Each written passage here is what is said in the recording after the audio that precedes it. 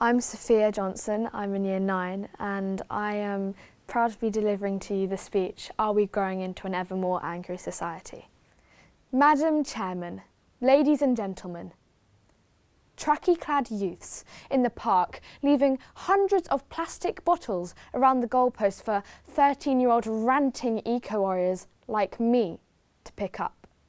Sitting in a train carriage next to someone who doesn't seem capable of silencing their phone notifications. People who say things like amazeballs. When you go to take your washing out of your washing machine and realise your sister's left her tissue in the pocket of her trousers. People who are late. People on social media who don't know the difference between there, and there. People who speak with their mouths full. Just people. Everyone is so irritating. No wonder we're becoming also angry. So, are we becoming angrier? And if so, why?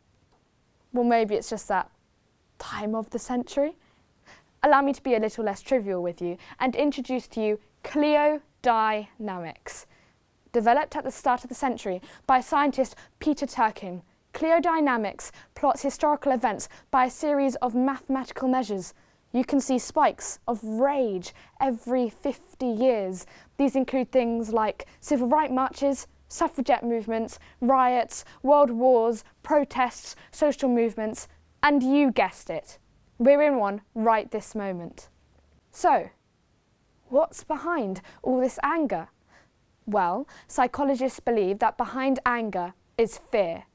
And humans have just evolved in a modern society to bring this fear out as anger, rather than admit our vulnerability in a hierarchical society.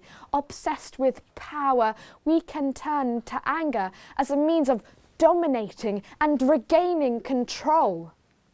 In a wider political sense, politicians such as Donald Trump or Nigel Farage use emotional manipulation on immigrants and ethnic minorities.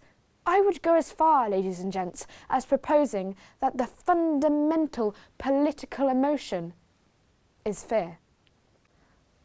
Emotions, ladies and gentlemen, are usually interconnected, with one emotion tending to lead to another. If you can stir the electorate up to fear for their financial future, to be petrified at the prospect of a pandemic, or to be terrified of terrorists, you can make them angry enough to act. And our politicians often model this anger to us. Just tune into BBC Parliament and watch how our political leaders debate. There's little reason, or empathy, or compromise. It's a barking, bawling, bellowing display of fury.